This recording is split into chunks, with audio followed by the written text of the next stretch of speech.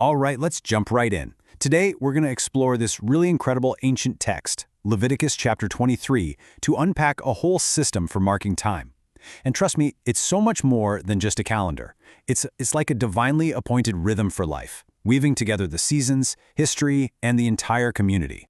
But before we get into all the details, just think about your own life for a second. How do you mark time? Is it the 4 seasons, the school year, maybe it's national holidays, or even just that weekly grind of work and weekend? We all have these rhythms that structure our time, and in this explainer, we're going to see how one ancient culture did it with some amazing intention. And here it is, the main idea, right at the top. The text opens with this really powerful statement.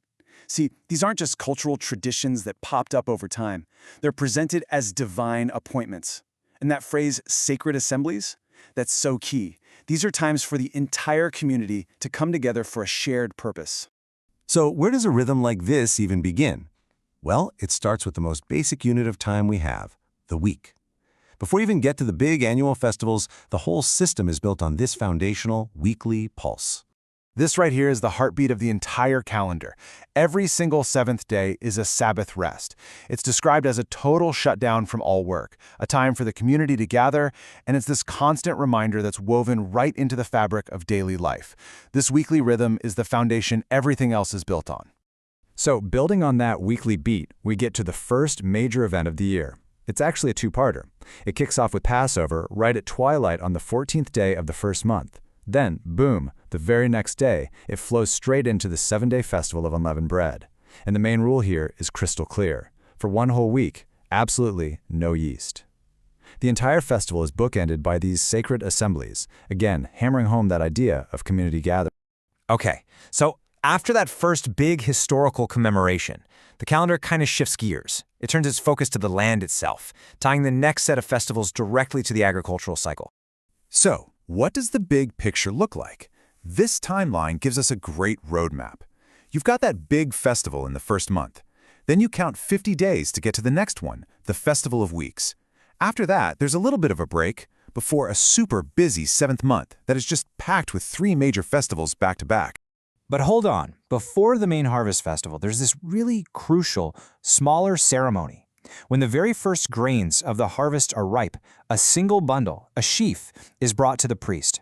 It's this powerful act of dedication, basically acknowledging that the entire harvest that's about to come is a gift. And this happens before anyone is even allowed to eat the new crop.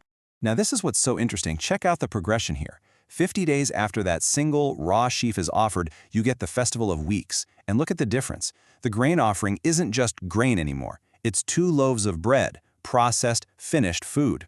And this time it's baked with yeast. And the animal offerings, they scale up big time. It's meant to represent the fullness of the harvest, not just the first little bit. And this is just remarkable. Right in the middle of all these instructions about rituals and offerings, you get this command. It basically says, hey, when you're harvesting, don't be so hyper-efficient that you strip your fields bare. Leave the corners, leave what you drop. And why? For the poor and for the foreigner. It's this beautiful, built-in social safety net directly linking worship with taking care of the community. Okay, so from the joy of the harvest, the calendar now builds towards its grand finale. It's this dense, really dramatic series of events all clustered together in the 7th month. You could call it the spiritual climax of the entire year. The 7th month unfolds in 3 really distinct movements. It starts with the Festival of Trumpets, literally a wake-up call for the nation. 9 days later, you get the most solemn, serious day of the year, the Day of Atonement. And then just 5 days after that, the mood does a complete 180, shifting to the joyful, week-long Festival of Tabernacles. Let's just pause on this one day for a moment, the 10th day. The text really singles it out, giving it immense weight. It's described as a day to deny yourselves and to do absolutely no work at all. It's a day of deep national reflection and making things right. This slide really shows the incredible emotional whiplash of that month. I mean, on the 10th day, the command is all about solemnity, self-denial, and absolute rest. Then, just 5 days later for the Festival of Tabernacles, the command is to rejoice, to grab branches, and to celebrate. It is such a powerful shift from deep introspection to just exuberant joy. So the whole point of this final major festival is remembrance. The people are literally commanded to live in temporary shelters for a week, and the reason is spelled out so clearly. It's so that future generations will remember the journey their ancestors took through the wilderness after leaving Egypt. It's a physical reenactment of their own history, a way to make sure that story is never, ever forgotten. So as we start to wrap up, let's zoom out a bit. The text doesn't talk about these festivals as just a one-time thing. It uses a very specific phrase over and over again to describe their purpose and, well, their permanence. This phrase, a lasting ordinance, it just keeps popping up. And it really hammers home this idea that the rhythm wasn't just for those people, in that moment, in the desert. No, it was designed to be a perpetual calendar, a structure for life that was meant to be carried on by their descendants for all time.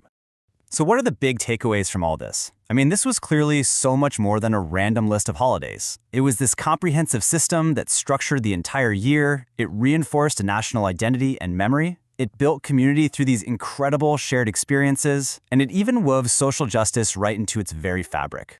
And that really leaves us with a final question to chew on. This ancient text lays out this incredibly powerful, intentional rhythm for life. And it just makes you wonder, what are the appointed times that shape our lives and our communities today? What stories do they tell, and what values do they end up reinforcing? Definitely something to think about.